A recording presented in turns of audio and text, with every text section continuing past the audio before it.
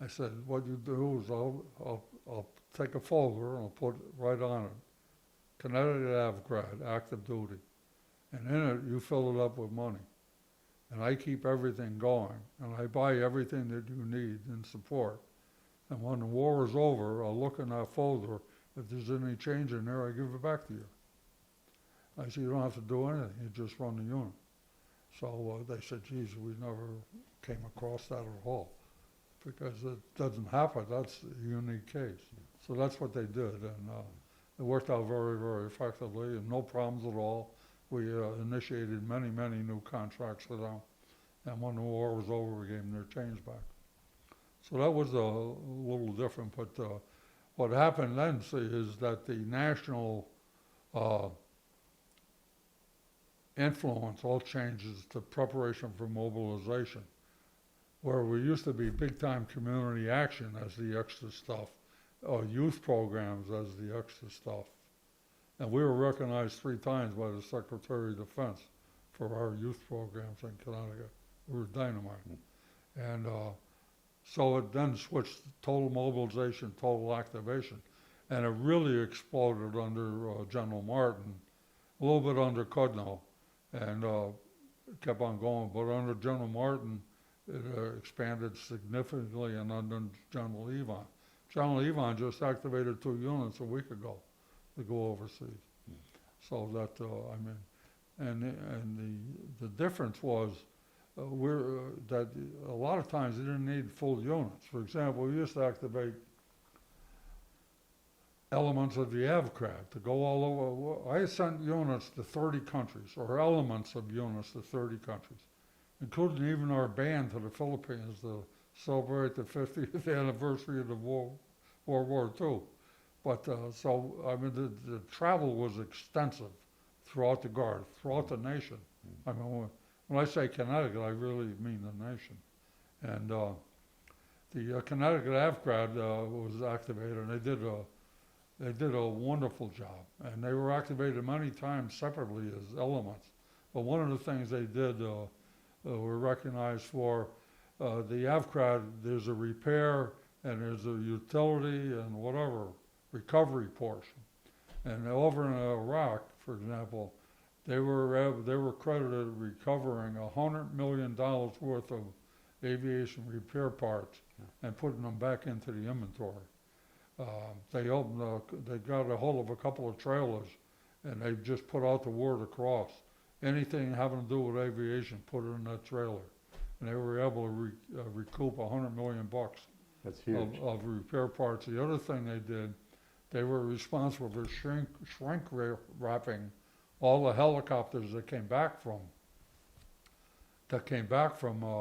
Iraq, because they were to prevent the damage from salt water.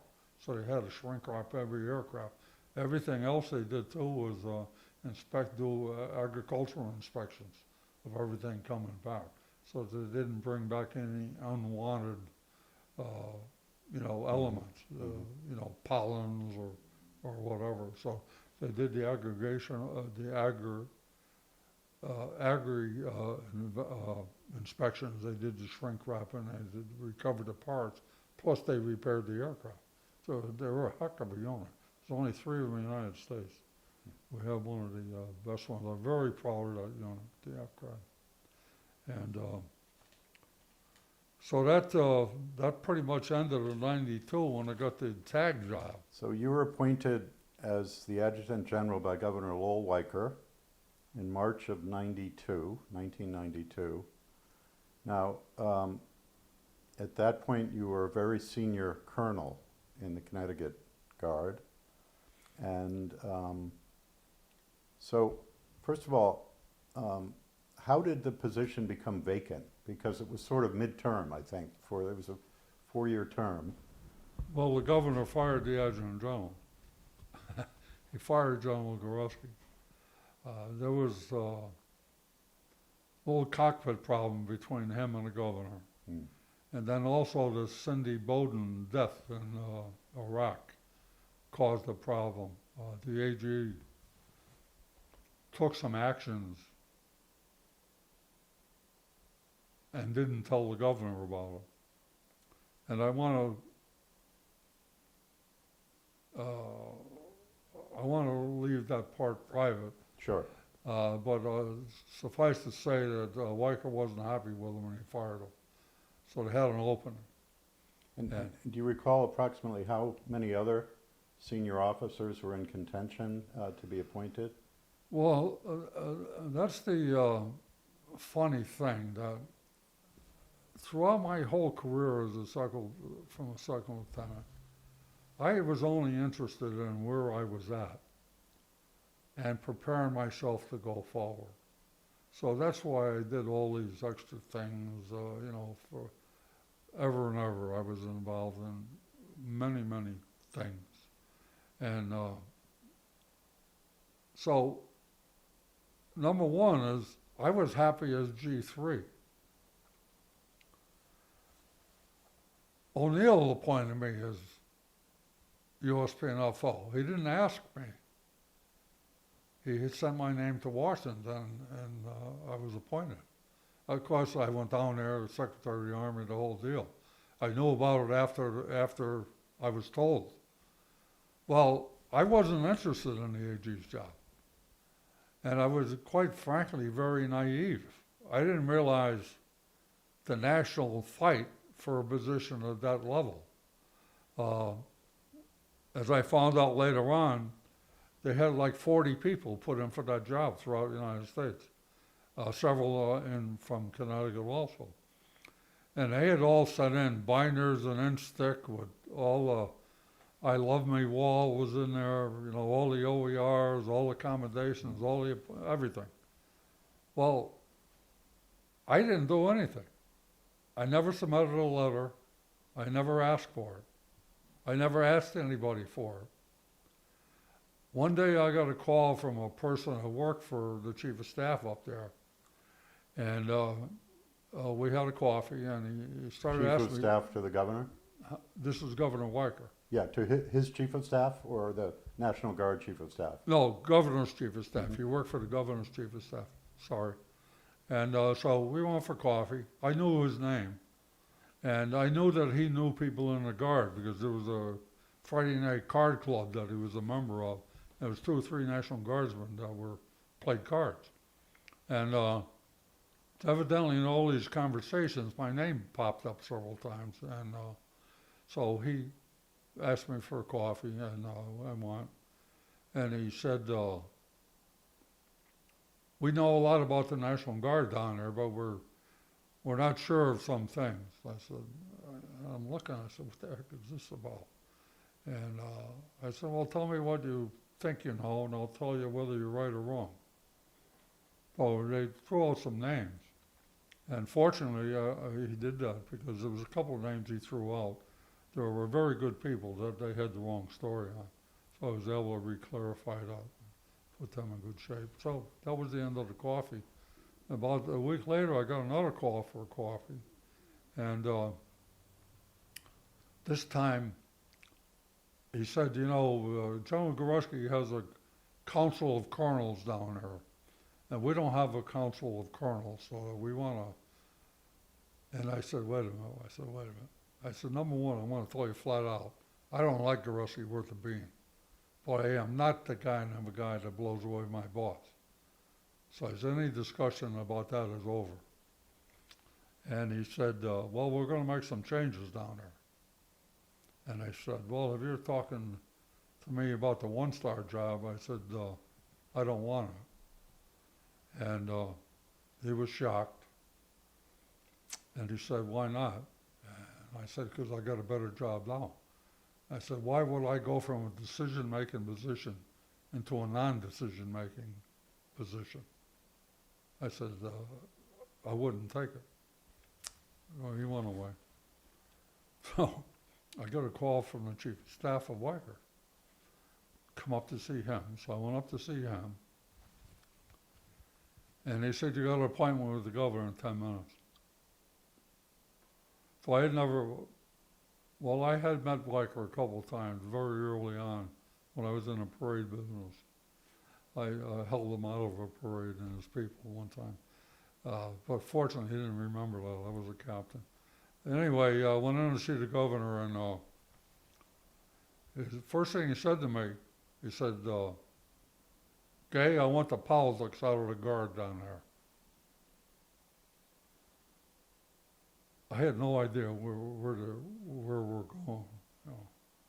And I said, well, Governor, I said, that's easy.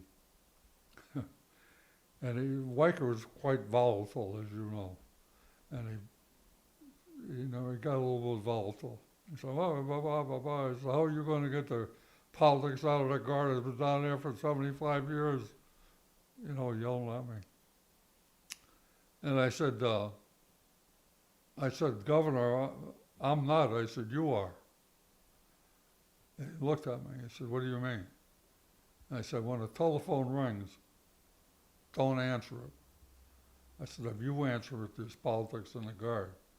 I said, if I answer it, there's no politics. So he looked at me, and he said, he said, we own 5 positions down there. The AG, the assistant AG, property guy, and 2 executive secretaries. And he says, you know what that means? By now I know he's talking to me about AG. So he said, do you know what that means?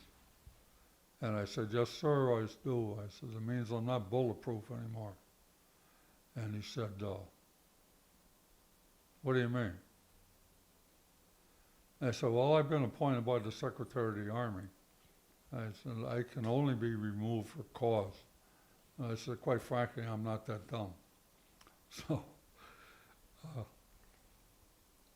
he stuck out his hand. He says, welcome aboard, Adjutant General. And, well, I turned around and walked out of the office. And I'm thinking, what in the heck just happened? What the heck am I going to do now? Because I wasn't ready for that. I didn't ask for that. But it's a heck of an opportunity. So I'm not going to say no. The difficulty came 5 days later. They had an opening as an assistant division commander in Yankee Division, Massachusetts. We had that position in Connecticut. It was always in Connecticut. And Goreski had wired somebody for that position.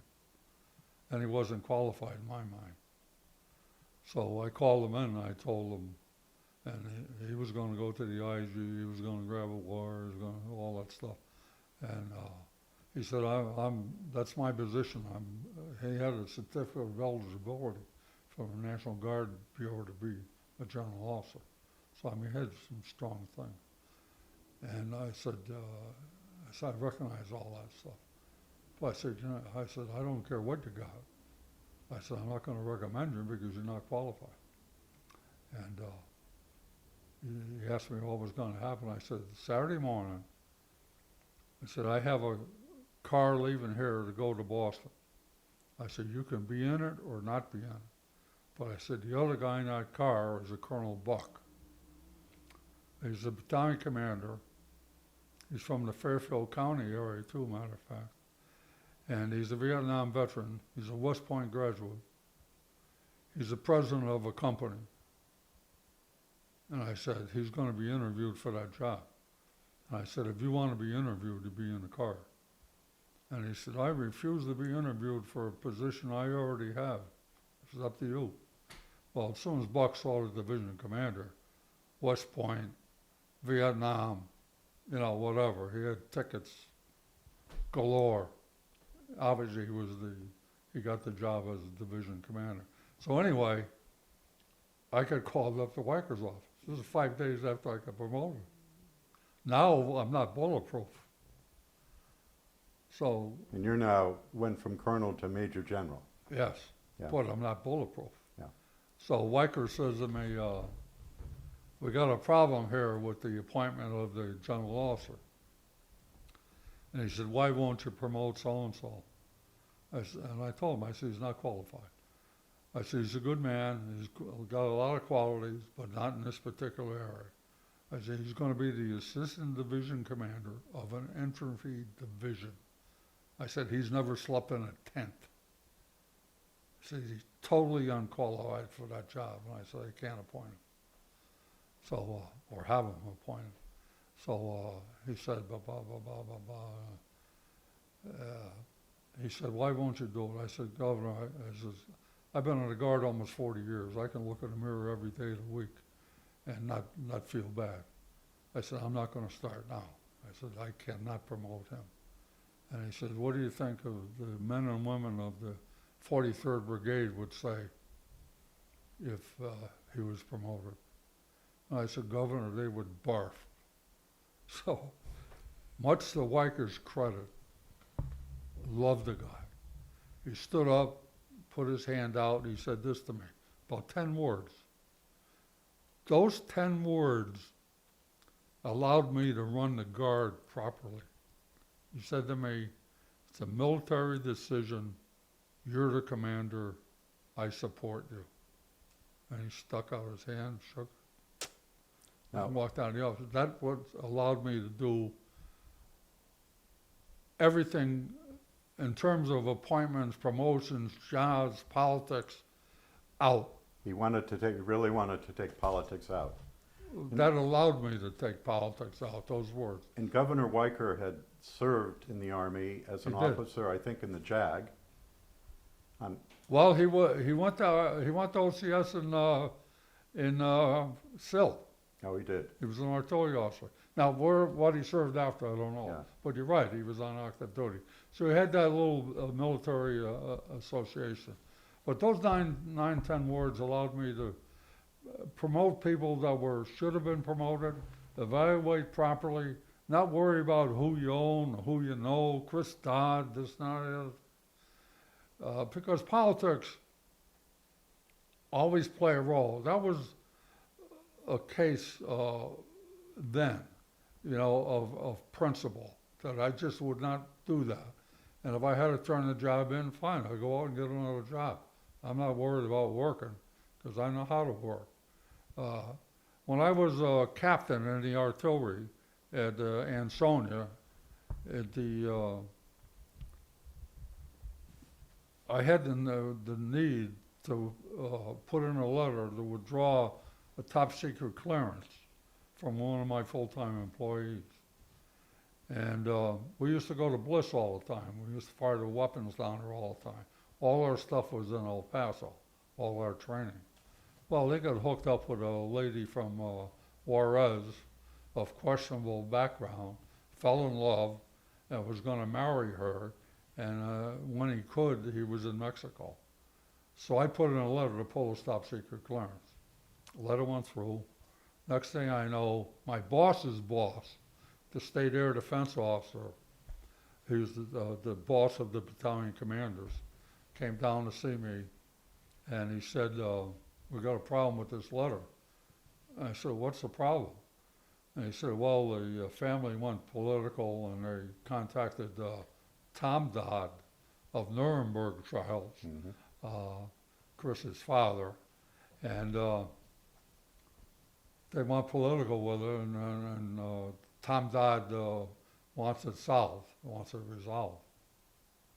And so here I am as a captain doing what I should do, and I'm being leaned on politically. And so that was way back. We're talking mid-'60s. And I said to the colonel, I said, look, Colonel, that letter goes from here, it goes to a battalion commander, and it goes to your desk. And I said, if that letter is to be withdrawn, there's 2 opportunities to withdraw it right here in the state. But I said, I'm not withdrawing, because it's correct. He's living with a prostitute in a foreign country and has top secret material available to him. I said, I'm not pulling it. So he went away, and the guy went away.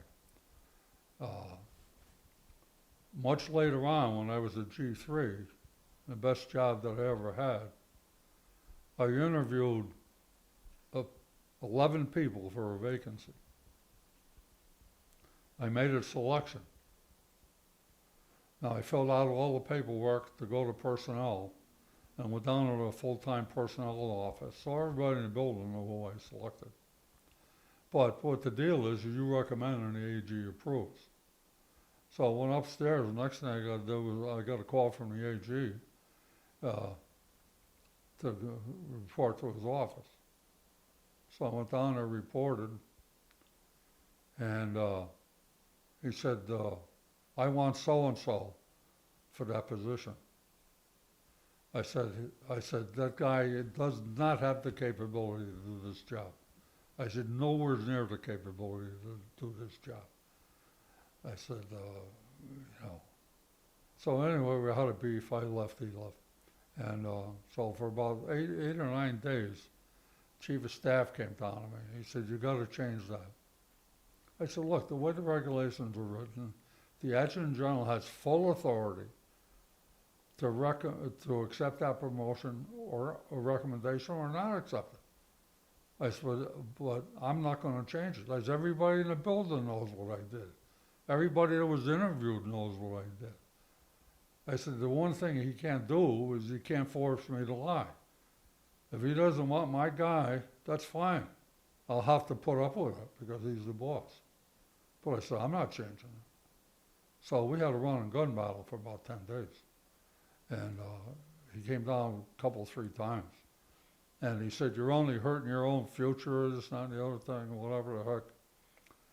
So finally I got to the point where I sat down, I wrote a resignation, walked down to his office, I threw it on his desk and walked out.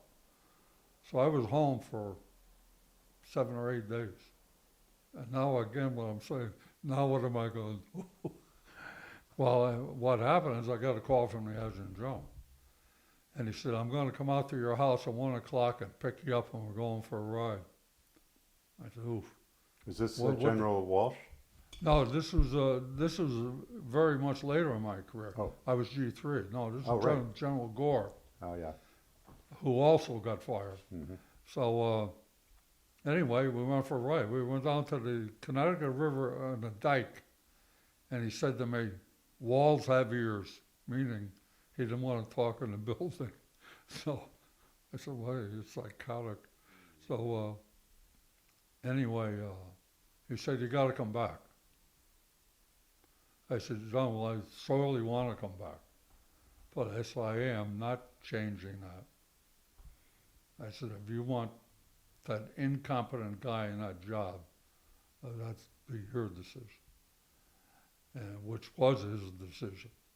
But the point is, he came out to my house, picked me up, and they threw away my resignation letter. Because there's some things I won't do. And there's some things that guards people, when they're put under the pressure cooker, you got to make up your mind. What kind of guy are you? What kind of leader are you? And I said, I will not do anything that I think is inappropriate. It's that easy. Because I'm very hard and I don't expect anybody working for me to do things that are inappropriate. So anyway, that was fun. But the AG's job was a very, very good job. I had a nice help in there with Command Sergeant Major Savino, who was the top enlisted guy. First thing we did was I called Tony and I said, look, we're going to do something different. I said, I'm going to put out a letter, and on a Monday night, you're going to be in your office and I'm going to be in my office. And that office is open to anybody in the National Guard, Army or Air, to come in and if they have a complaint to tell us about it. So, Jesus, when the letter went out, the first thing, you know, the first night I might have had a dozen people come in. Tony had 8 or 9. And the funny thing, it wasn't a funny thing, it was bad. The guy would come in, Sergeant E5, E6, whatever, and he'd say, this is my problem. I listen to the problem, and I think to myself, you know, this kid is right. That officer made a dumb decision. So that happened over and over and over again. And so Tony and I, he had the same experience. And mostly it was young lieutenants, young captains that inexperienced. They're making wrong decisions in terms of management and all that sort of thing. And so we end up changing regulations on promotions, how to get accepted in the schools, and we changed all dozens of things. So what happened over a period of time, it went from a dozen to a half a dozen to three, and next thing you know, after about 3 months, Tony and I, they were alone having a coffee. So I changed the letter, and I said, look, anybody can come in anytime, 8 to 4:30, to see me or the State Command Sergeant Major, and we'll address any issue. So what happened is we addressed personnel issue after personnel issue. It caused me to start training programs for captains and company commanders and that sort of thing, to tell them to get their head out of their butt. You got to treat people correctly and whatever. And there was a lot of sexual harassment problems I had to clean up, that sort of thing. So that worked out very well. The other thing I did, because I had served on all these national committees. Now, you've mentioned national committees, sir, and just for the people who will watch this, these would be committees within the National Guard Bureau made, say, when you were the G3, it would be a G3 National Committee, G3s from different state guards. Exactly right. Comparing information, sharing. And coordinating with the Bureau. All G3 level issues with the Bureau. The first one was the RRM, and then the training on, and so forth and so on. So I saw the direct benefit of being on national committees. All the previous AGs didn't want that. They wanted to be the only rep in Washington. They wanted to be the whole Connecticut in Washington all the time. So until I started getting involved, nobody was on national committees. So I really supported that. So I ended up with, I must have had 10 people on national committees. And on the national committee side, I stayed on it. I was the National Guard of the United States representative for First Region, which is 8 states in New England. That's on the National Guard Association level. I chaired the logistics committee for the National Guard Bureau. I was on the aviation committee as a representative. I was on the internal review and audit committee. My chief of staff was on. G3 was on. Everybody was on. So I had flooded Washington with people to our benefit. They knew our people. I used to have AGs from other states come to me and say, what division do you have in the state of Connecticut?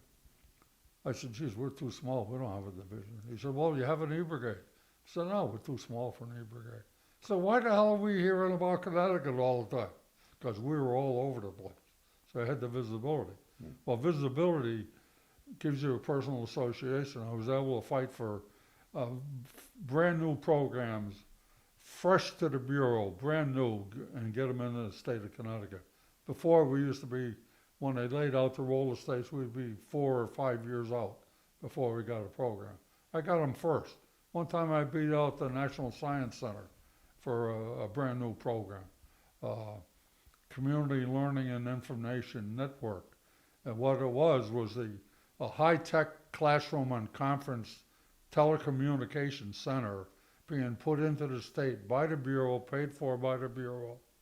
And but the key was it was a joint in terms of operation, it was open to all the civilian world and all the military world. But it was paid for by the Bureau. So I went to him after, and I said, where are we on? He said, well, you'll be 2-3 years before you get in Connecticut. I don't accept that. So anyway, I took all the paperwork and home, and I was reading it, and I see one key sentence, and there's always one key thing. And it said this: in order for state to have this program, it had to have a state order signed by the governor appointing a community learning and an information network board. I looked at it and I said, that's the key. I said, this is the advantage of being a small state. See, if you were a tag in New York, you might never see the governor. I mean, you're about 5 levels below. You're not at the lieutenant governor. You're not at the chief of staff. You're way down at some reporting to some director. In Connecticut, I get out of my office and I walk up the hill and I walk into the governor's office. And then it was rolling. And I said, Governor, I said, we got a hell of an opportunity here, but I need a piece of paper in the baddest way. And I told him about the program we got and what the advantages would be to Connecticut. But I said, I need this CLINT board, they call it CLINT, Community Learning and Information Network Board. So I said, you got to have an order, Jim Dandy, state order signed by you. And I said, besides that, I need about 150,000 because I got to do some internal construction work in the Army for the facility. But I said, the whole facility and everything there will be free from the government. 2 days later, I had the order. On the board was the Commissioner of Education, the President of Eastern Connecticut State College, a lawyer from Waterbury. I chaired it, and my tech guy was the tech guy on the committee. I hopped in my airplane, went to Washington. I said, I want the program. And that's the one I beat out the National Science Center. Now, when they come in and installed that, took a long period of time, about a year.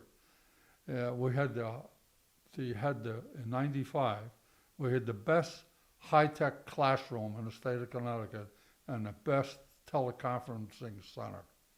Now, the hook was that everybody could use it. So who used it? Harry Gray, president of Pratt Whitney. Teleconferencing to St. Petersburg, Florida, and Canada to his outlying facilities out there. Henry Lee, forensic program from University of New Haven, used the program. Creck used the facility, which we charge them for. We get hourly rates for, all this sort of thing. And then we used it for everything in the National Guard Bureau. So being small, sometimes, and being visible is very, very, very helpful. And so I guess the best thing is that because of what Weicker allowed me to do, if you will, it allowed me to make sure that every enlisted person and every officer that was promoted was the best. So when you keep on doing that, and you have 100 of the best, you can only be pretty damn good because you get the talent and they're all working there, all on the same sheet of music and so forth. So it was all very, very helpful. And of course, on the military side of the house, all the mobilizations and all that sort of thing really continued. For example, the Air National Guard went to Iraq. They went to Bosnia. They went to Turkey. All the A-10s were over there. The Radar Control Squadron were over there. So the Army side kept on being activated and so forth, which continued and continued, which is the main draw today. It's all mobilization. You don't hear anything about community action youth program, any of those special activities. It's all military. At one time under General Martin, 85% of the Connecticut Army National Guard had been in combat in Iraq or Afghanistan. I mean, that's an amazing.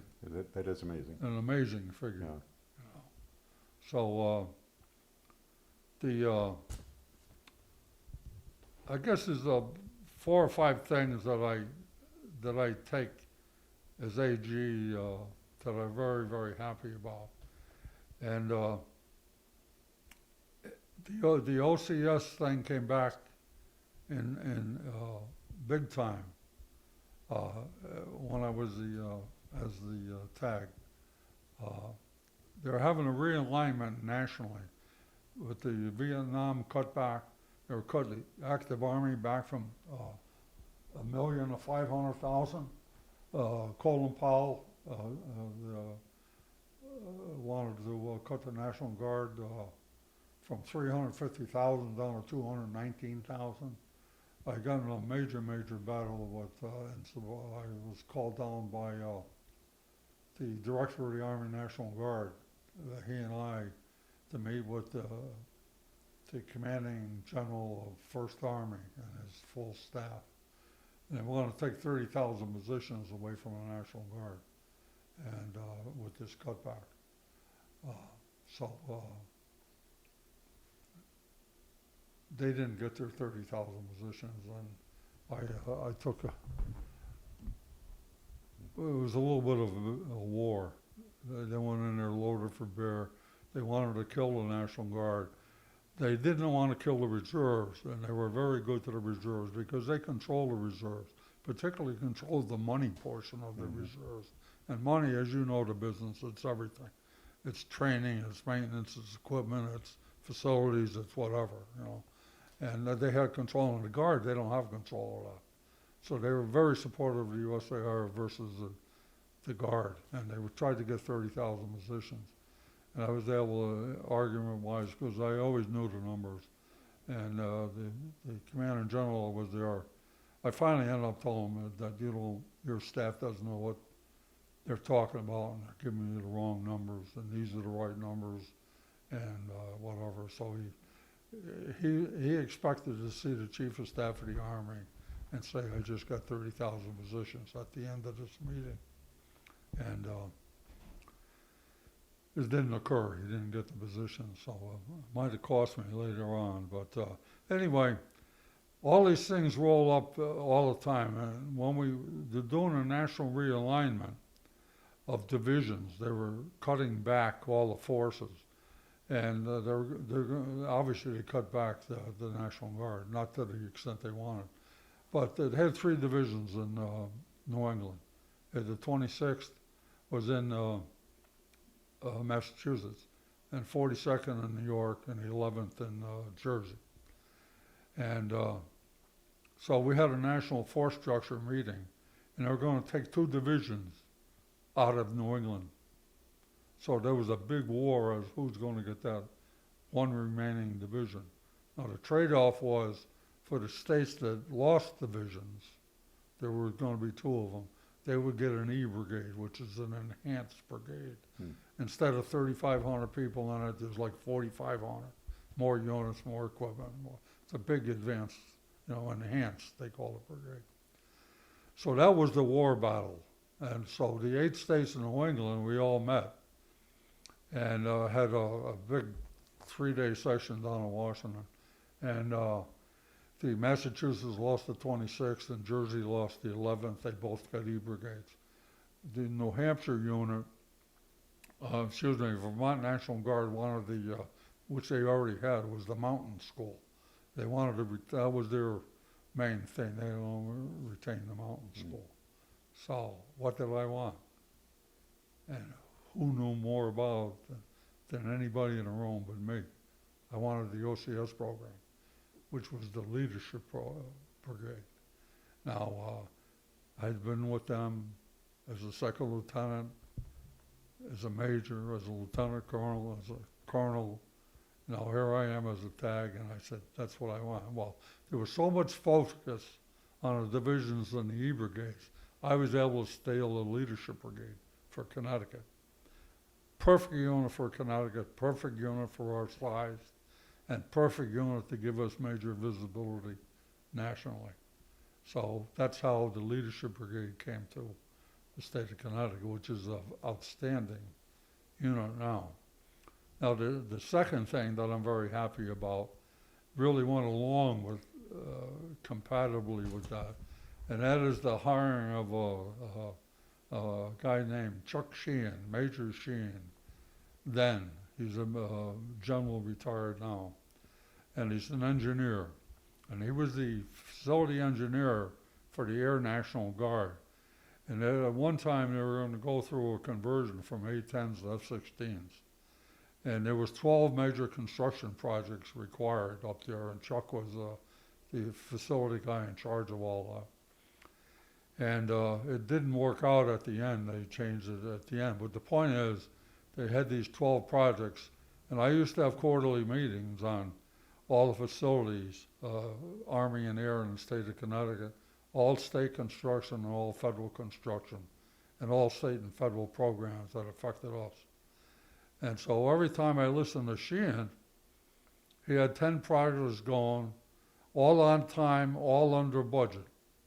10 out of 12, two were in the works. 10 major construction projects on time, under budget. I got my guy, the Army guy, not so good. So I talked to Chuck, and I asked him to come, leave the Air National Guard to come to the Army National Guard. Put on a green suit and run facilities for me. And he was a competent engineer. 2 tickets, excels in written and oral presentations. So he did that for me. And you mentioned me going from infantry to artillery, artillery. He went from the Air Guard to the Army Guard. So he had to start all over in terms of education and promotions and all that sort of thing. Put together a great team. Jack Carragher was in there for a while at that time. He had been dumped as the assistant adjutant general for various reasons. And he was in there, and Chuck was my full-time guy. And we put together, and he mostly put together an outstanding crew of engineers. And so I knew the controller money side, and he knew the engineering side, and I had I knew where I wanted to go in terms of the state.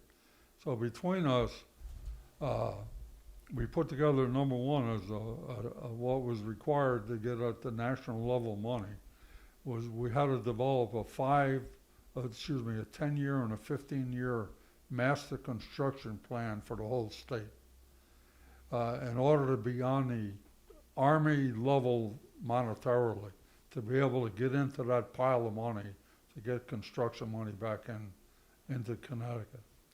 So we put together that particular plan based on our force structure and what we had and what we were going to get.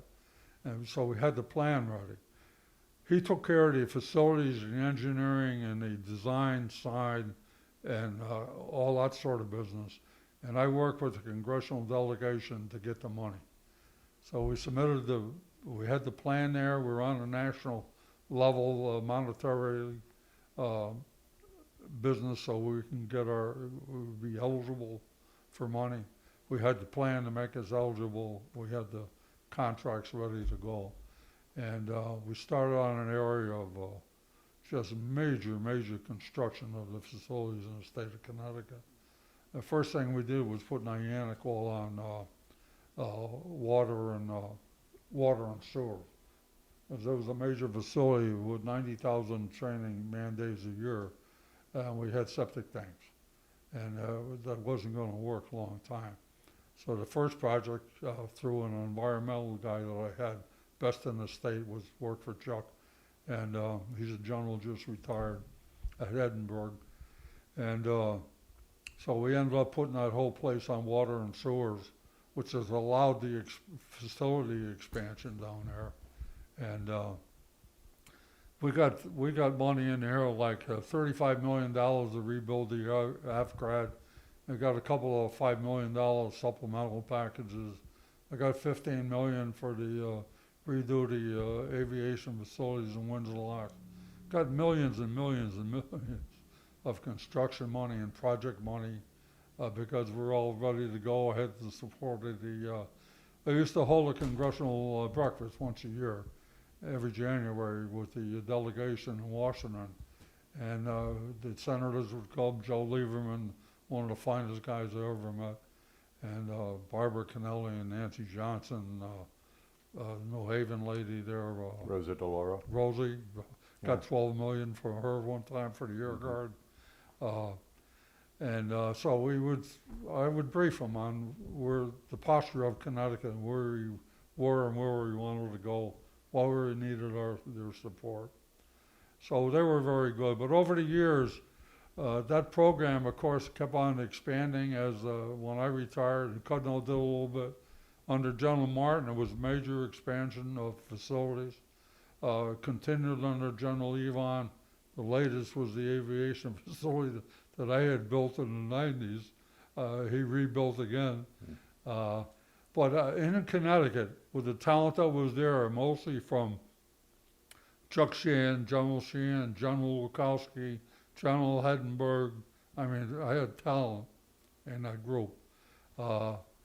Connecticut's facility construction, over 250 million since we started in 1995. We got the best facilities in the country, in Connecticut. And it was continuing, and Evon is still continuing that, much to his credit. It's good you read that regulation. Yeah, it is, yeah. And then the next thing I liked, they used to be, every state in the United States had 2 assistant adjutant generals, 1 part-time and 1 full-time. In the state of Connecticut, we only had 1. And when I checked into the matter, or I found out why we had 1, it was because the incumbent adjutant generals were afraid of more political competition from a second general officer. I said, what the heck is that about? I said, number one, it's a free position. It's paid for militarily.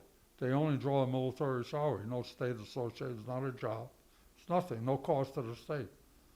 So I went to a friend of mine, a warrant officer in the Guard, that happened to be the first selectman of Montford, and we put together a statute and to get the second assistant adjutant general. And so since 96 or 90 thereabouts, we've always had 2 in Connecticut. So when you look back at over all the period of time, the last 30 years, there's been 6 or 7 people who got promoted to assistant adjutant general, never would have before. And for a while, I used that as a turnaround position, specifically to do that, to take care of colonels that put in 30 years that were deserving of a general officer position and retiring. So I would put a guy in there for a year, let him wear the stars to get the thing, and retire as a 7 as opposed to a 6. Mm-hmm. And I did that with an E9 position that I turned around. I selected a position down in Niantic, matter of fact, on a post. And I made that a turnaround position to allow very, very good E8s to have one of them retire as an E9. And every year we turned that around for a while. It fell apart because later on, but I was doing it, and I liked that, the second AG. And I always aware of 2 things when you take care of the soldiers: their retirement and their medical. And a lot of people came into the Guard and left the Guard, and I never minded that as long as they were going up. If they were going down, I was in trouble. If they were going even, I might be in trouble. But if they were being promoted somehow to a better position, I'm all for it. So I had a lot of people leave me. Chuck Sheehan left. He went to be the Deputy Commissioner of Public Works. Lukowski left. He went over to MDC. I had a second lieutenant come to me that was a techie, and he had a job offer from an insurance company in Harvard. And he said, gee, I don't know what to do. I don't know if I want to leave, whatever. And I said, I'll tell you what you're going to do is you're going to leave. You're going to quit your full-time job. You're going to take that job with the insurance company, but you're going to stay in the National Guard, which he did. He ended up to be vice president in charge of international sales for a major insurance company in Hartford. So I don't mind people leaving as long as it's for a better position. Mm-hmm. So that was good. Only a couple more, and then we're pretty much out of here. It happened by happenstance, just by having vacancies. I had 0 different times. It wasn't the same year. A couple of years apart, matter of fact. I had a vacancy for 06. And when they came to me with the recommendation, it turned out to be a black female. there's never been a full colonel in the National Guard, let a female, let alone a black female. So we promoted her because she was the best talent there for that position. And she ended up later on becoming a Baptist minister and having a facility in a church in Washington, D.C., left after a couple of years. The other position was in the Air National Guard, and that also was the same thing. It turned out to be the best qualified, happened to be a black female, and we promoted her. And she ended up going to a National Guard Bureau on a tour and later being promoted to Brigadier General. We sent her to the Resident Air War College, and the Assistant Adjutant General George Demers, who was my left-hand man all this period of time, did a wonderful job. Mm-hmm. Took care of the Air Guard for me, took care of the state militia units mostly.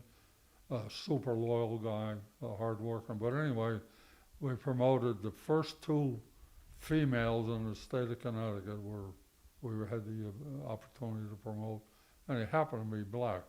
And that was before all this race stuff got involved anyway. And the other thing, when I was USPNFO, I recall we had a promotion for a GS-9 logistics position. And the best qualified was a female. And I was told under the table that no female had ever went beyond GS-7 working for the USPNFO. And so well, that's going to change because she's the most qualified. And we made her GS-9 in the log side. She ended up retiring, staying in the civil service, retired as a 12 or 13. She was very, very talented. And my last year in the Guard, I was two-hatted. Governor Rowland appointed, I was the tag, and this was in January of the year I retired in 99. Governor Rowland appointed me as state chairman for the Y2K rollover committee. So I worked with the director of information management, commissioner in the state, very talented guy. And our job was to certify 25 state agencies that they were ready for the Y2K rollover. They had about a $105 million budget. It was a big deal. I put together a group of people, including FBI and everybody else.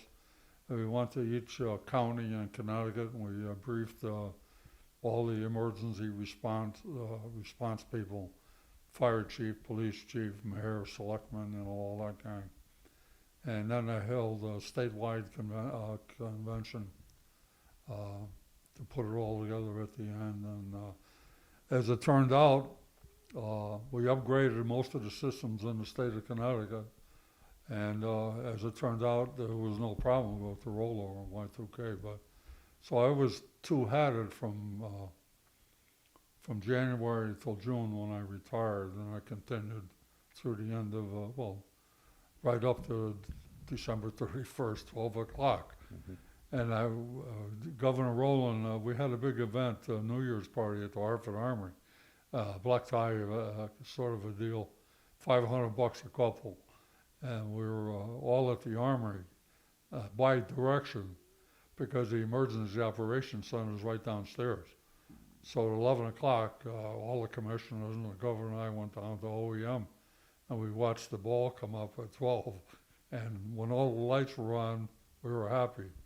So then after that, I got a couple other jobs.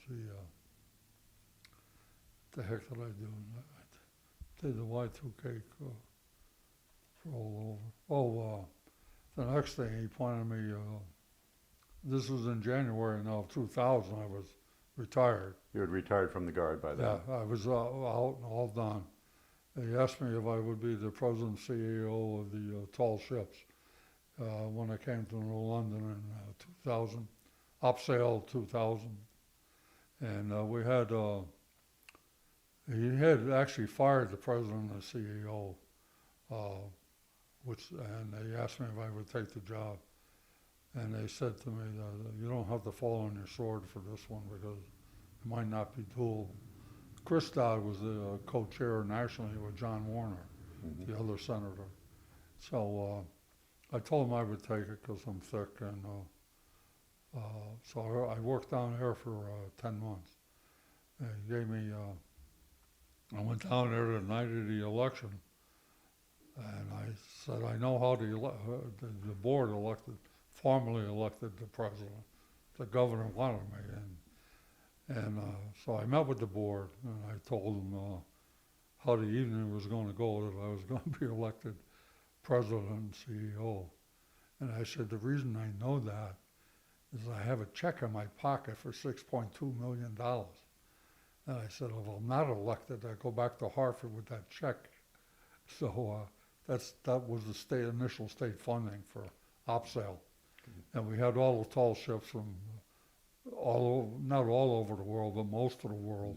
And Chris Dodd did a heck of a job with that because he had a big association as a senator with South America. Oh, right. So he was able to get the ships from Colombia. And I mean, he was on the telephone with the president of Colombia and said, you will, that sort of deal. And so we had about 30 Class A ships, they call them, from all over the world. We ended up with about 75 Class A, B, and C ships. We had some major activity. They had an initial activity was a party for the ship's captains and 400 people at Avery Point, which is the Yukon facility down there. We had a cocktail party and whatever for 400. The next night we had a cocktail party at the Coast Guard Academy for 700 people.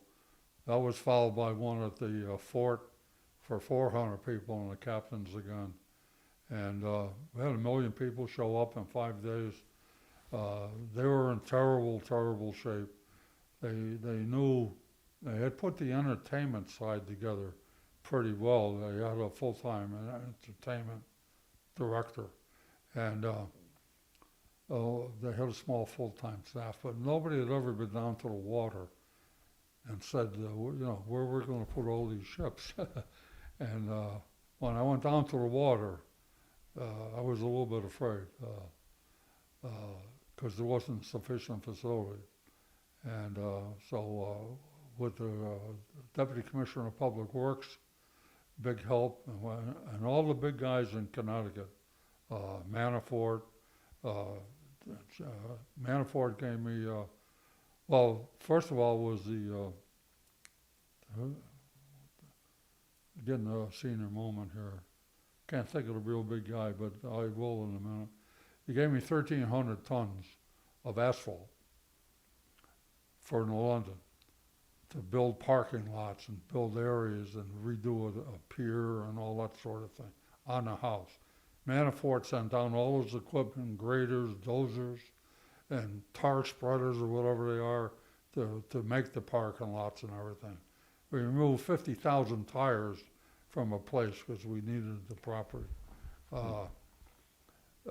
McGuire Group put divers into the water so we could figure out the depth and where to park the ships based on their, how the depth of the ship underwater. And Johnny Downs tore up a bill for $100,000 for labor in support of OPSAIL. I mean, we had a ton of them, but it was a major operation. And I mean, we had to run water, power, and to all the piers. We had to bring in floating docks from Nova Scotia down the eastern seaboard to have enough tie-up spots for all the ships. We had to put together $1 million transportation plan, $1 million parking plan. I mean, it's a major operation. And who the heck did I call for help? Bunch of retired guardsmen. Colonel Danny McGuire, my buddy Takov from way back, and a guy that I had worked with for years because I could trust him. And he was the ops guy for me for OPSAIL. And I had to have a dozen people like that. And so we were able to pull it off. And then I retired from that when that was over, and I didn't work anymore. Hmm. But Governor Rowland then put me on appointed me to the State Board of Trustees for community colleges, so I was on that for 5 years. And Governor Rowell appointed me to the Citizens Ethics Review Board, the Ethics Committee, so I was on that for 5 years, chaired it for 1. And then by then it was about like 2012. So since then I haven't done anything until you guys found me. But it was a great, great rewarding career. And people I work with as second lieutenants are lifelong friends. Recently I just had dinner with the retired adjutant general of the state of Rhode Island. He and I were recruiting officers together on a national committee. I mean, I can go to Florida, North Carolina, California, Texas, and pick up the phone and meet a guy for lunch. So that's the reward. Being a guardsman is it's a wonderful thing if that's your deal, And I was lucky, had a good life. But, you work for it. You work for it. Between hard work and good people, that's the formula. Well, sir, we're really grateful for your time. I'm sure this interview will be of interest both to senior leaders and people coming up. But I do have a final question for you, because we've talked about you were in the Connecticut Army National Guard for over 30 years before you became the Adjutant General. We've talked about your time, as a Nike officer, as an Air Defense Artillery officer, battery commander, the S3, lots of staff positions. I think you said S1, S2, S3, and S4, G3, training officer, property and fiscal officer, et cetera, et cetera. When you finally became the Adjutant General and you sat at that desk in the State Armory, did you say to yourself, there's this part of the National Guard I don't understand yet, or that part I don't understand yet? Or did you feel that you had such a detailed information from so many different facets and aspects that you could just hit the ground running? Well, I pretty much hit the ground running, and I did know the political side a bit. For example, as a second lieutenant, I met John Dempsey, and I had some relations with him through the militia, if you will. And so I knew him, and I knew his son politically. Obviously, I met Meskel with the ice storm. I met Grasso. I met him a lot of times, but I mean, in business. I met Grasso with the tornado. Bill O'Neill I knew for 20 years before I went in there. I didn't know him, like we were friends or anything, but I knew him very well. And so I knew that aspect of it. I knew the emergency side of the Guard as it related to the political side. So I was very comfortable in that. And then, as I said, Weicker basically said to me, you can run the Guard, but you're responsible to run the Guard. And if you don't run the Guard right, you're out of there, because that's what he did to my predecessor. And he pretty much kept hands off. Yes, he did. Yeah. As a matter of fact, we had a very, very close association with Governor O'Neill, because he loved the militia and he loved the military. So that was 10 years he was in. And Rowland was in 10 years, and he loved the Guard and he loved the military. Weicker was in the middle there, and he didn't so much like the military. I mean, he understood the military and everything, but he was other places. He was doing his tax program, if you will. So he didn't have that very, very close association with us. As a matter of fact, one of the programs that I got from Washington was called the Challenge Program. We were the first in the United States to get it. I got $4 million to run a high school program for dropouts. And I hired 12 professional teachers. And that guy that I didn't promote to the assistant division commander, I appointed a general in charge of this, because that's the area of his quality. He was a superintendent of schools and a teacher. So he was tailor-made for this challenge program. And when he went into, I didn't have any animosity towards him at all. I liked him. But he was qualified for this job, and I got it. And anyway, the towns put the wood to me on this. We put out a program, I expected everybody to do it. And to get the kids into the program, we told the towns this is what we wanted. We wanted a police, an educator, and a political person to make the selection of the people from their town that would come to our program in Niantic. Well, they didn't do that. What they did is they gave us all their problems, all their druggies, their gang members, that sort of a thing. Mm-hmm. So I ended up down in Niantic with the high school program. It was a 6-month program. We had them 24 hours a day. And when I saw the program out of the out of the bureau, you know, you get 6 colonels in a rubber room, they're liable to come out with anything. You give them a pen. Well, they come out with a program, and by and large it was okay. But they wanted 30% of the time, total time, develop their community action projects. And I said, you know, once you clean up a park, you know how to clean up a park. I said, I'm not in for that. So I got a hold of Columbia University. And they had a program, 165 hours of professional guidance, you know, living character, that sort of thing. And how to live life, if you will. So I put that into the program. I got a whole University of Arizona, they had a 32-hour program on drug and alcohol. We put that in the program. And so we had a dynamite program going. Problem was all these gang guys and ladies, it was male-female deal, we had them 24 hours a day, had them in the Niantic. They also got paid $15 a week.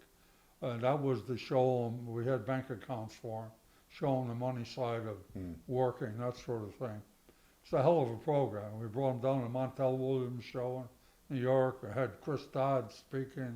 You know, we had a lot of stuff because we had them 24 hours. And we had art programs, music programs. We had them over to Grasso Tech, you know, in the evening, different clubs and that sort of thing. And but what happened is that there was a explosive population from all over the state. They'd been through every high school program that there was available to them, thrown out or dropped out of all of them. This was their last shot. Well, first thing, night, pulled the fire alarms. Then they damaged the restrooms. Then they did this, you know. So the first night, we settled it down. I sent my carpenters in there. They repaired all the damage to the walls, the plywood, and that stuff. And so it happened again about 4 days later. Said, holy mackerel, that ain't gonna help. By this time, we're throwing people out that are causing problems. So we went from 120. Normally, we got down to about 90, and they were trouble, but they were manageable. And so I got them all together, and I said, you know that $15 a week that you got? I said, this is what's going to happen to that. I said, you know, last week you got $15. I said, this week you're going to get $15 less the cost of all the damage that you caused. So I said, you might get $5, you might get $8, you may get nothing. You may owe me money from next week. But I said, you're going to pay for all the damage. So the damage stopped. But what happened is that the name of the post, what the heck was it but Camp Weicker? So the middle of the day was on our case every night. Every time we had the fire, every time we had the police, anytime there was a problem, Camp Weicker, Camp Weicker, Camp Weicker. And Weicker hated that because it was in the London Daily paper and it was a negative image to his name. So he sent the Jack Bailey down there, the state attorney general, state's attorney, and investigate. And by this time, we were going along pretty good. And I had 4 scholarships. The president of Eastern Connecticut State College, that was on my CLEN board, gave me free. We ran 2 programs. He gave me 2 scholarships, full boat scholarships to Eastern Connecticut, to the top grads of our program. So they had an incentive out there. And so we graduated about 75. The state came in and gave them the state GED.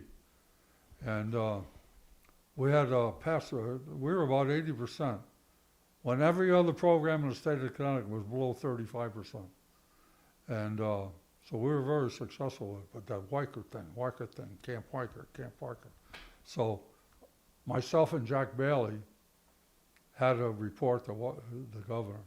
And we went in there, and Bailey was supporting me to maintain the program. And Weicker got some sort of a phone call that put him right on the roof. And he was, he went crazy. And he said, he cut the program and threw me out.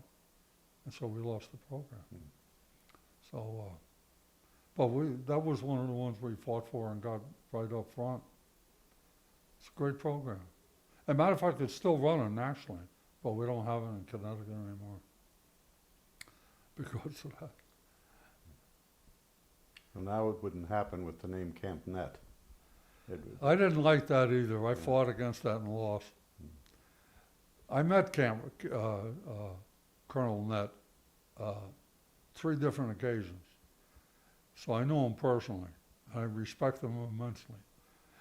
He gave me a medal, the medal coin, from Fort Benning, Georgia, from the infantry school, which I was just selected about 3 months ago to the Infantry Hall of Fame, OCS Hall of Fame, but he gave me a coin, a leadership coin from Fort Benning, and with my name on it and everything, one of our meetings.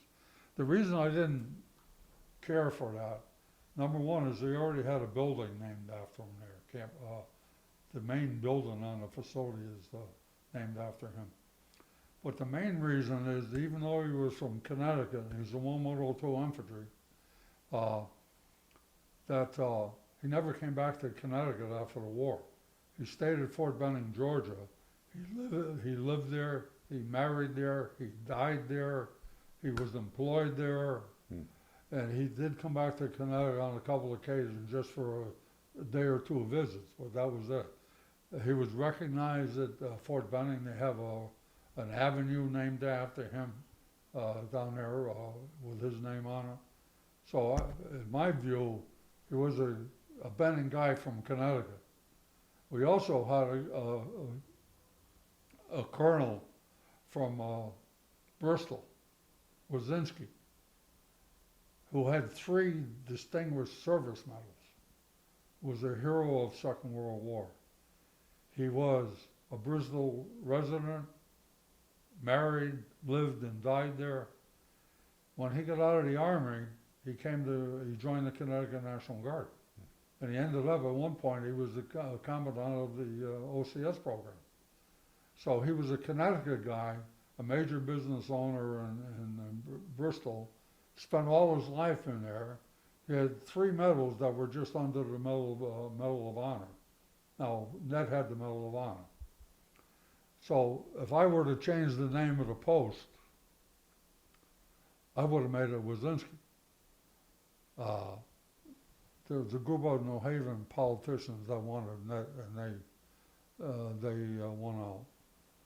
And I liked Ned, and I respect him immensely, and he's worthy of it. But I just didn't like the fact that he never came back to Connecticut after 1945. Yeah. He used to come back for 1102 anniversaries on an occasional basis. That's where I got the coin. That's where I first met him a couple of times at the various dinners and so forth. A great guy. And we had several Medal of Honor winners from Connecticut too, by the way. Commissioner Rocky Hill Holman Hospital was a Medal of Honor winner. Matter of fact, the deputy commissioner of Rocky Hill Holman Hospital was in Air Force, enlisted, and he was the Medal of Honor from Connecticut.